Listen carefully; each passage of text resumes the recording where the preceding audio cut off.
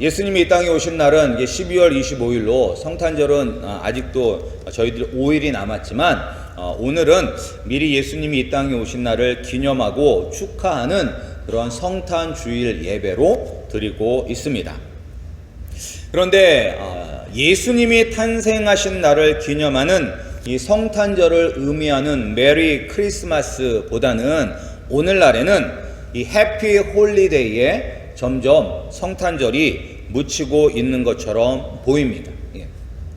학교에서도 해피 홀리데이라고 하면서 홀리데이를 잘 보내라고 하고 백화점이나 이런 데도 다 해피 홀리데이라고 써져 있지 메리 크리스마스라고는 점점 더 써져 있지 않는 것을 볼 수가 있습니다. 하지만 이날은 세상 사람들에게 서로 놀러 가고 서로 즐기고 서로 선물을 주고 받으라고 준 휴일이 아니라 우리를 구원하기 위해서 이 땅에 오신 예수님을 기념하고 축하하는 날이라는 것을 우리는 잊으면 안 될 것입니다. 이 성탄절은 예수님을 위한 날인 것입니다.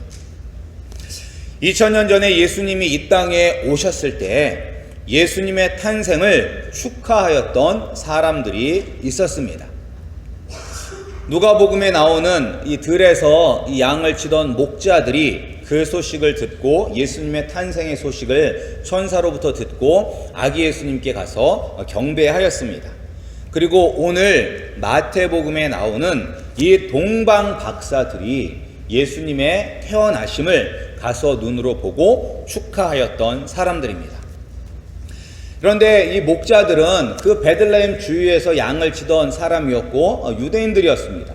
하지만 이 동방 박사들은 유대 땅에 사는 사람이 아니라 저 바벨론 지역, 오늘로 말하면 이란과 이라크가 있는 곳에서 있던 별을 연구하던 사람들이었습니다. 그들이 이 큰 별이 나타난 것을 보고 인류를 구원할 메시아이신 그리스도가 이 땅에 오신 것을 알고 그 별을 따라 왔습니다. 그러니까 이것을 조금만 생각하면 참 신기한 일인 것입니다. 어떻게 메시아를 기다리고 기대하던 유대인들도 아니고 전혀 유대인들이 아닌 다른 나라 사람들이 어떻게 그 별이 이 땅을 구원하실 그리스도가 오신다는 것을 알고 그리고 그 별을 쫓아서 이 예수님을 예배하기 위하여 이 예수님께 경배 드리기 위하여 찾아왔을까라고 생각을 하면 참 신기한 것입니다. 그리고 또한 이것을 어떻게 이들이 그 별이 예수님을 의미한 것인지를 알고 왔는지 우리가 정확하게 설명할 수는 없습니다. 그러나 우리가 추측하기로는 이 바벨론에 의하여 이 남유다가 멸망당했었을 때 그 바벨론 지역으로 끌려갔던 이 신앙이 좋은 경건한 유대인들이 있었습니다. 그 중에 한 명이 우리가 잘 알고 있는 다니엘인 것입니다. 이 다니엘과 같은 디아스포라의 유대인들이 그곳에서 이 아마 하나님의 말씀을 선포했을 것입니다.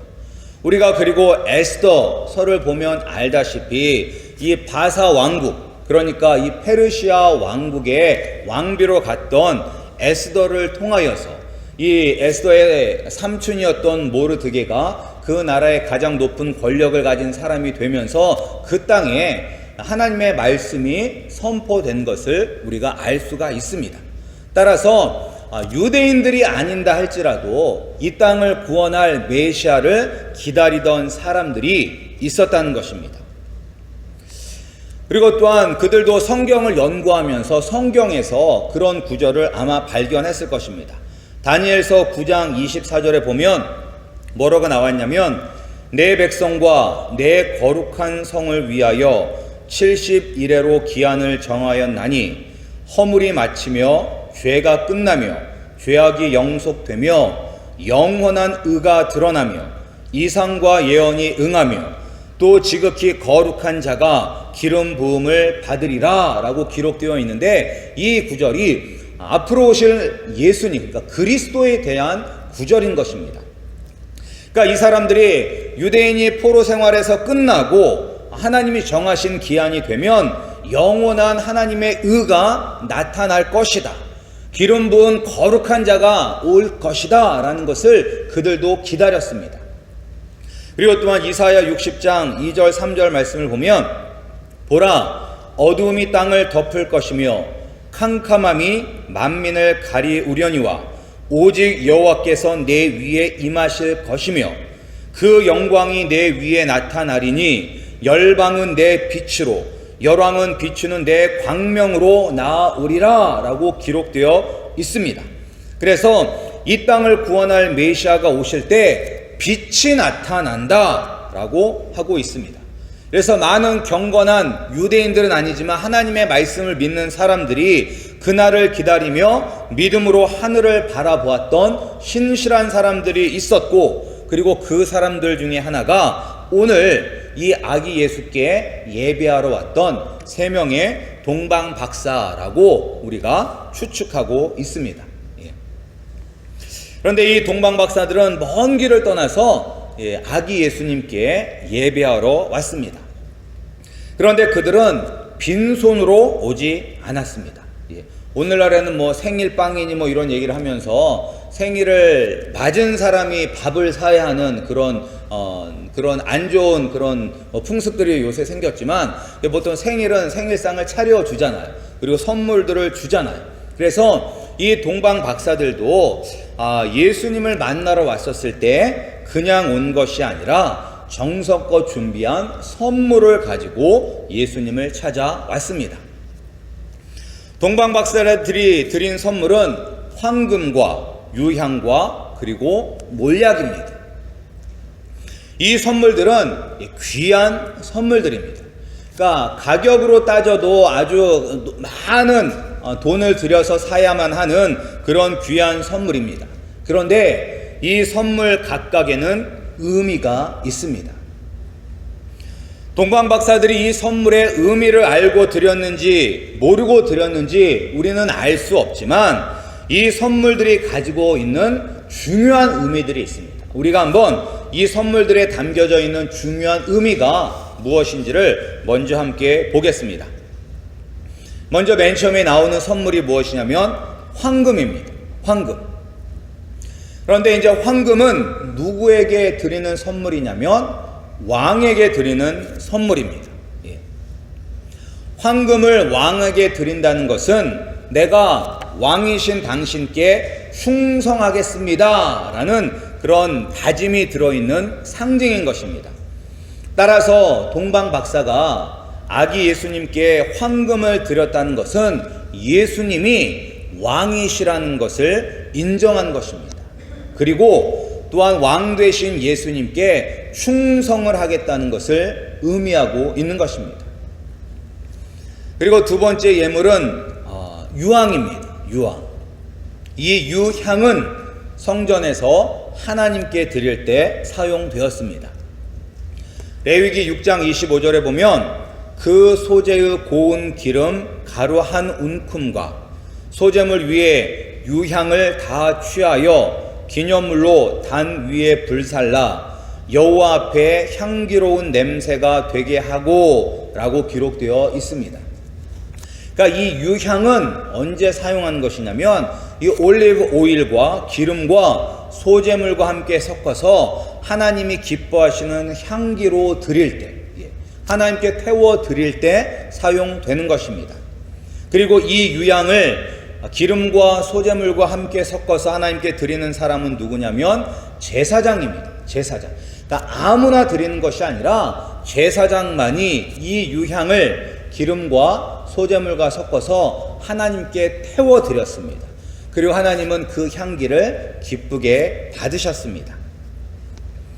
예수님은 우리의 대제사장으로 자신의 몸을 하나님께 드려서 아름다운 향기가 되었고, 그리고 하나님 아버지를 기쁘게 하셨습니다. 그런데 이제 우리가 구약시대 이 제사를 보면 많은 제사들이 있습니다. 근데 많은 제사들이 있는데 이 귀한 유향은 속죄의 제물을 드릴 때, 속죄의 제사를 드릴 때는 사용하지 않았습니다. 그러니까 이 속죄 제사는 무엇이냐면 내가 죄를 지었다면 그 죄를 고백하고 하나님 아버지 앞에 용서받기 위해서 드리는 제사가 속죄 제사인 것입니다. 그런데 이 유향은 그 속죄 제사에는 드려지지 않았어요. 그러니까 이것은 무엇을 의미하는 것이냐면 이 유향은 죄와는 관계가 없다는 것을 의미합니다. 따라서 유향은 예수님은 죄가 하나도 없는 거룩하신 분이라는 것을 의미하는 것입니다. 그러니까 황금은 왕을 의미하는 것이고 이 유향은 예수님은 거룩하신 죄 없는 분이라는 것을 의미하는 것입니다. 그리고 마지막 예물은 몰약입니다. 몰약은 언제 사용하냐면 죽은 시체가 썩지 않도록 보존하는 데 사용합니다. 따라서 이 몰약은 죽음과 연관이 있습니다. 이 몰약은 예수님의 고난과 죽음을 상징합니다. 그러니까 예수님의 고난과 죽음을 가장 잘 표현하고 있는 성경 구절이 이사야 53장 4절에서 5절 말씀입니다. 여러분들도 잘 알고 있는 말씀입니다. 그는 실로 우리의 질고를 지고 우리의 슬픔을 당하였거늘 우리는 생각하기를 그는 징벌을 받아서 하나님께 맞으며 고난을 당한다 하였노라. 그가 찔림은 우리의 허물을 인하며 그가 상함은 우리의 죄악을 인함이라. 그가 징계를 받음으로 우리가 평화를 누리고 그가 채찍에 맞음으로 우리가 나음을 입었도다. 아멘. 예수님은 누구 때문에 이런 고난과 고통을 당하시고 죽으셨습니까? 누구 때문에? 오늘 말씀에 보면 우리의 허물과 그리고 우리의 죄악 때문에 그리고 그 죄 때문에 우리가 받아야 될 하나님의 징계를 대신 받으시고 죽으신 것입니다. 우리에게 무엇을 주시고자 이렇게 고난과 고통을 당하시며 우리 대신 죽으셨습니까? 바로 우리를 낫게 하시기 위해서입니다. 낫게 하시기 위해서. 그가 채찍에 맞음으로 그가 징계를 받음으로 우리가 평화를 누리고 그가 채찍에 맞음으로 우리가 나음을 입었도다. 예수님 왜 고통과 고난을 당하시고 죽으셨다고요? 우리에게 평화를 주시고 우리를 고쳐주기 위해서 예수님께서 죽으신 것입니다. 우리는 우리가 죄의 노예 상태로 있었는데 우리 대신 죽으심으로 말미암아 우리를 죄에서 자유롭게 하셨습니다. 그리고 또한 하나님의 저주 아래에 있는 것이 아니라 하나님의 은혜의 자리에 우리가 있게 하기 위해서 예수님께서 죽으신 것입니다. 예수님은 우리를 대신하여 십자가에 못 박혀 죽으심으로 우리가 받아야 할 하나님의 저주를 받으셨습니다. 그리하여 우리의 구원자가 되셨습니다. 우리를 구원하기 위해서 죽으셔야 했던 예수님의 죽음을 상징하는 것이 바로 몰약입니다. 이렇게 동방 박사들은 왕이심을 나타내는 황금과 그리고 죄 없는 거룩하신 분이라는 것을 나타내는 유향과 그리고 우리를 위하여 죽으셔야만 하는 예수님의 죽음을 나타내는 이 몰약을 예수님께 예물로 드렸습니다. 그런데 이제 이 동방 박사들이 저 멀리서부터 이 머나먼 이 시골 동네 베들레헴에 와서 온 이유는 단지 예수님이 이 땅에 나신 것을 보고 와 하고 이렇게 축하하고 그리고 그 예수님께 선물을 드리기 위해서만 온 것은 아닙니다. 그들이 이곳에 온 가장 중요한 목적이 11절 말씀에 나와 있습니다. 우리가 11절 말씀을 함께 읽어보겠습니다. 11절 말씀입니다. 시작. 집에 들어가 아기와 그 모친 마리아에 함께 있는 것을 보고 엎드려 아기께 경배하고 보배압을 열어 황금과 유향과 몰약을 예물로 드리니라. 아멘. 예수님께서 이 땅에 나신 것을 축하하는 것도 중요하고 선물을 드리는 것도 중요하지만 오늘 이 구절에서 가장 중요한 말씀은 무엇이냐면 엎드려 아기께 경배하고입니다. 무릎 꿇고 아기 예수께 예배하였다는 것입니다. 예배하였다는 것. 이제 동방 박사들을 우리가 영어 성경에 보면 뭐라고 번역이 되기도 하냐면 Three wise men이라고 번역이 됩니다. 그러니까 지혜로운 사람이라고 이렇게 번역이 돼요. 지혜로운 사람들. 왜 지혜로운 사람이라고 하였을까요? 왜 동방 박사를 지혜로운 사람이라고 하였을까요? 그것은 이 동방 박사들은 그리스도를 알아보았기 때문인 것입니다. 우리를 죄에서 구원할 분이 누군지를 이들은 알았던 것입니다. 동방 박사들은 베들레헴으로 오기 전에 길을 잃었어요. 길을 잃어서 예루살렘에 들어가서 물어보았습니다.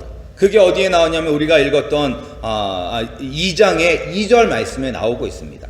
2절 말씀에 뭐라고 하냐면 이들이 길을 잃어서 예루살렘에 들어가서 물어봤어요. 유대인의 왕으로 나신 이가 어디 있느뇨? 우리가 동방에서 그의 별을 보고 그에게 경배하러 왔노라 라고 물어봤어요. 그랬더니 이 소식에 헤롯 왕과 온 예루살렘이 듣고 난리가 났다라고 다음 구절에서 이야기하고 있습니다. 그러니까 자기들은 몰랐는데 자기들을 구원할 왕이 났다는 소식에 놀랬던 거예요. 헤롯 왕은 헤롯 왕대로 내가 지금 이 왕인데 나를 몰아낼 그런 새로운 왕이 나타났기 때문에 그가 놀랐고, 그리고 다른 이스라엘 백성들은 우리를 구원할 메시아가 났다는 것 때문에 그들이 놀라고 소동이 그 땅에 일어났습니다. 그래서 헤롯 왕은 모든 대제사장들과 백성들의 서기관들, 다시 말해서 성경 선생들을 모아서 그리스도가 어디서 나겠냐고 물었습니다. 그래서 그들이 막 연구하고 토의한 결과 미가서에 기록된 말씀을 근거로 베들레헴이라는 것을 알았습니다. 그리고 그들은 동방 박사에게 얘기했습니다. 베들레헴이다. 베들레헴에 그리스도가 나셨다라고 알려주었습니다. 그런데 놀라운 것은 무엇이냐면 그 누구도 동방 박사들과 함께 가지 않았다는 것입니다. 유대인들이 그렇게나 기다리고 기다렸던 메시아가 탄생했다는 소식을 들었음에도 불구하고, 그리고 그 메시아가 베들레헴에서 태어났다는 것을 알매도 불구하고 그 어느 누구도, 동방 박사들을 제외한 그 어느 누구도 예수님께 가지 않았습니다. 지혜로운 사람은 어떤 사람이 지혜로운 사람이냐? 세상적으로 지혜로운 것이 아니라 우리가 영적인 의미에서 지혜로운 것은 어떤 사람이 지혜로운 사람이냐면 지식적으로 예수님을 아는 사람이 아니라 예수 그리스도 앞에 와서 그분께 엎드려 예배하는 사람이 지혜로운 사람인 것입니다. 동방 박사들이 왜 지혜로운 사람이냐? 그들은 왕 되신 예수님이 그리스도인이라는 것을 알고 그분 앞에 와서 예배하였기 때문인 것입니다. 우리 아름다운 교회 성도님들은 습관적으로 교회에 출석하시는 분들이 되지 않기를 소원합니다. 그리고 또한 우리가 지식적으로 예수님을 아시는 분들이 되지 않기를 또한 소원합니다. 우리의 구원자이신 예수님 앞에 와서 겸손하게 무릎을 꿇고 마음의 예배를 드리는 지혜로운 사람들이 되시기를 주님의 이름으로 축원합니다. 오늘 예배에 오신 우리 모든 분들이 다 예수님의 생일을 축하하기 위해 오신 지혜로운 분들일 줄 저는 믿습니다. 그런데 생일을 축하하기 위해서 왔다면 우리는 빈손으로 와서는 안 됩니다. 예수님께 선물을 드려야만 하는 것입니다. 그렇다면 우리가 어떤 선물을 드려야지 우리 예수님이 가장 기뻐하실까?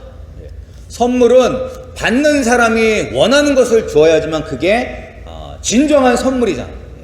아이들은 장난감을 원하는데 엄마는 공부하라고 책을 사다 주면 그 선물은 아이에게 있어서는 기쁨의 선물은 아닐 것입니다. 예. 마찬가지로 선물을 받는 사람이 원한 것을 주어야지만 그 선물이 정말로 의미가 있는 선물인 것입니다. 하나님께서, 우리 예수님께서 가장 기뻐하시는, 받기를 원하시는 생애 선물은 무엇이냐면 바로 황금과 유향과 몰약을 드려야만 하는 것입니다. 황금 되게 비쌀 텐데, 예. 요새 금값이 떨어졌지만 황금 드리려면 엄청 비쌀 텐데, 예, 황금을 드리기가 좀 힘들 것 같고, 유향과 몰약은 도대체 어디 가서 구해야 되나, 그런 생각이 들 수도 있는데, 우리가 진짜 황금과 진짜 유향과 몰약을 드리는 것이 아니라 황금과 유향과 몰약이 의미하는 것을 드려야 되는 거예요. 황금이 뭐라고 했죠? 왕에게 드리는 것이다. 그리고 황금을 드린다는 것은 당신이 나의 왕이시고 내가 당신께 충성하겠다라는 것을 나타내는 것이라고 이야기했습니다. 그렇다면 우리가 예수님께 드리는 황금은 무엇이냐? 그것은 다른 것이 아니에요. 예수님이 나의 왕이십니다 라고 그렇게 고백을 하고, 내가 예수님의 말씀에 죽도록 충성하겠습니다 라고 고백하고 그렇게 사는 것입니다. 우리 성도님들은 왕 되신 예수님께 충성하며 사십니까? 아니면 내 뜻대로, 내 마음대로, 내 생각대로 살고 있습니까?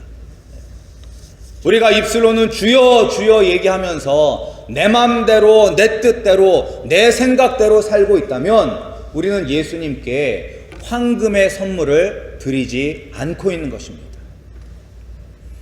내가 내 인생의 주인이 되어서 사는 것이 아니라 예수님을 나의 왕으로 모시고 그분의 말씀대로 살아감으로 황금의 예물을 드리는 우리 아름다운 교회 성도님들이 되기를 축원합니다. 그리고 또한 유향은 대제사장이신 예수님을 상징하는 것으로 정결하고 거룩함을 의미하는 것입니다. 따라서 우리는 예수님처럼 이 땅에서 하나님이 기뻐하시는 거룩한 삶의 제사를 드려야만 하는 것입니다. 그러니까 우리의 삶 자체가 흠이 없고 거룩한 삶이 되어야만 하는 것입니다. 그러려면 우리의 모습은 달라야만 합니다. 흠 없고 거룩하게 살려면 우리는 도덕적으로도 그리고 윤리적으로도 깨끗해야만 하는 것입니다. 하나님께 드리는 수많은 예배에 대해서 설명하는 책이 구약 성경의 레위기입니다. 레위기를 보면 막 머리가 아파요. 뭔 얘기를 하는지도 잘 모르겠고 너무 복잡하고 뭐 요새는 드리지도 않는 그런 예물을 어떻게 드려라, 어떻게 하라 하는 것들이 많이 나와서. 그런데 이 레위기가 이야기한 것을 단 한마디로 요약을 한다면 레위기가 우리에게 요구한 것은 무엇이냐? 하나님이 거룩하니 너희도 거룩하라 입니다. 하나님이 거룩하니 너희도 거룩하라. 이 땅에서 성경이 이야기하는 대로 그리고 믿는 사람답게 사는 것이 예수님께 유향의 선물을 드리는 것입니다. 우리 성도님들은 어디서든지 믿는 사람답게 살기를 소원합니다. 그리고 어디서든지 내가 과연 하나님 아버지 앞에 흠이 없고 거룩한 사람으로 살아가고 있는지 날마다 깨어서 고민하시는 우리 성도님들이 되시기를 소원합니다. 우리 그 윤동주 시인이 바람의 ip새에 날리는 뭐죠? 뭐에도 괴로워했다죠? 갑자기 그게 뭐죠? 바람의 ip새 아니지, 바람에 날린 ip새에도 괴로워했단가요? 하도 이제 학교를 졸업한 지 오래가 돼서 시를 안 읽어서 잘 모르는데 그런 내용이잖아. 바람에 흔들리는 ip새에도 괴로워했다. 그거 같은데 그게 이제 왜 아니 나뭇가지가 바람에 흔들리는데 왜 내가 괴로워해야 됩니까? 그것은 뭐냐면 바람에 흔들리는 그 ip새를 보면서 나는 과연 내가 저렇게 바람에 막 흔들리는 그런 사람은 아닐까? 내가 하나님의 말씀대로 거룩하게 살아야 되는데 세상의 유혹과 욕심에 막 흔들리다가 거룩함을 잃어버리게 되지는 않을까 하면서 날마다 나 자신을 돌아보는 그런 정말로 깨어있는 자세가 필요한 것입니다. 우리가 거룩하게 살려면 깨어 있어야만 합니다. 내가 거룩하게 살고 싶다고 거룩해지는 게 아니에요. 내가 말을 할 때도 내가 과연 이 말이 거룩한 말인가? 내가 사람들과의 관계 속에서도 행동하는 내 행동이 이 행동이 과연 하나님께 거룩하게 드려지는 행동일까라고 날마다 고민하고 생각해야만 되는 것입니다. 우리 성도님들 정말로 교회에서나 가정에서나 비즈니스의 자리에서나 아무도 없는 자리에서나 거룩한 성도답게 살기를 주님의 이름으로 또한 축원합니다. 마지막으로 몰약은 예수님의 고난과 죽음을 의미하는 것이라 말씀드렸습니다. 예수님의 고난은 우리를 위한 고난이셨습니다. 따라서 우리가 예수님 앞에 나와서 예배하며 그분이 나의 왕이신 것을 고백하였다면 우리는 예수님을 위해서 고난받는 것을 두려워해서는 안 되는 것입니다. 예수님을 위하여 고난받고 그리고 이웃을 위해서 희생해야만 되는 것입니다. 요새 어떤 그런 이야기가 있냐면 이 시카고에 가면 위튼 칼리지라고 기독교 대학이 있습니다. 역사가 오래된 기독교 대학이 있습니다. 그리고 그 대학에서 매년 이 코스타라는 그런 유학생들의 큰 집회가 열리는 장소이기도 합니다. 그런데 그 학교에 유일한 여성 신학 교수님이 있습니다. 그런데 그 교수님이 지금 무엇을 하고 있냐면 이슬람교와의 화해를 위해서 그가 기독교인이면서도 히잡이라고 해서 머리에다 두르는 거 있잖아요. 그 천을 두르고 지낸다고 합니다. 이슬람교와 화해하기 위해서. 그러면서 또 뭐라고 이야기하냐면 이슬람이 믿는 알라와 우리가 믿는 하나님은 동일한 분이다 라고 그렇게 주장을 하고 있습니다. 그러니까 그 중동 사람들이 믿는 알라신과 우리가 믿는 하나님이 똑같은 하나님이라고 이렇게 주장을 해요. 근데 거기에 또 다른 신학교, 프린스턴인가 하여튼 유명한 신학교의 신학 교수가 그 이야기에 동조하고 있습니다. 근데 이제 그것이 이렇게 드러나니까 학교에서는 이것은 우리가 믿는 믿음과 절대 부합할 수가 없기 때문에 그 교수를 이제 교수직에서 내려오게 하고 학교를 떠나게 만들려고 하고 있습니다. 그랬는데 더 놀라운 것은 무엇이냐면 그 학교 학생들이 그 교수는 정말로 이슬람과의 평화를 위해서 예수님처럼 희생하고 헌신하는 교수님인데 왜 그 교수님을 내보내려고 하냐고 그들이 다 데모하고 일어났다고 합니다. 지금 우리가 살고 있는 이런 세상에서 여기서 만약에 제가 그 위튼 칼리지를 다니고 있는 학생이라고 생각을 하고 주변에 있는 모든 학생들이 그 교수님이 맞다, 알라신과 하나님은 똑같은 신이다, 그리고 저 교수님이 정말로 예수님처럼 살고 있다 라고 이야기를 다 하고 있었을 때 그곳에서 정말로 고춧가루를 뿌리듯이 그것은 아니다, 이슬람의 알라와 우리가 믿는 하나님은 다르다 라고 돌맞을 각오를 하고 이야기할 수 있을까 라고 생각을 했었을 때 머뭇거리게 돼요. 그러나 우리가 이 땅에서 이 몰약, 예수님께 드리는 몰약이라는 것은 그런 상황 속에서도 물론 지혜롭게 하는 게 중요해요. 하지만 그런 상황에서 우리가 예수님을 위해서 고난받는 것을 두려워해서는 안 되는 것입니다. 따라서 우리는 타협해서는 안 돼요. 오늘날에는 우리의 신앙과 세상과 타협하려도록 시도하는 것들이 너무나 많습니다. 물질 때문에 세상과 타협하지 않기를 소원합니다. 자녀들 때문에 세상과 타협하지 않기를 소원합니다. 사람 때문에 타협하지 말고 오히려 주를 위하여 받는 고난을 기뻐하시기를 주님의 이름으로 축원합니다. 2000년 전 예수님은 하늘의 영광과 위엄과 권세를 다 버리고 우리를 구원하기 위해서 초라한 베들레헴의 마구간에서 태어나셨습니다. 세상은 모르고 있었던 구원자이신 예수님의 탄생을 축하하기 위해서 저 멀리 동쪽에서 지혜로운 동방 박사들이 귀한 선물을 가지고 찾아와 예배드렸습니다. 왕을 의미하는 황금과 거룩한 대제사장을 의미하는 유향과 고난과 죽음을 의미하는 몰약을 드렸습니다.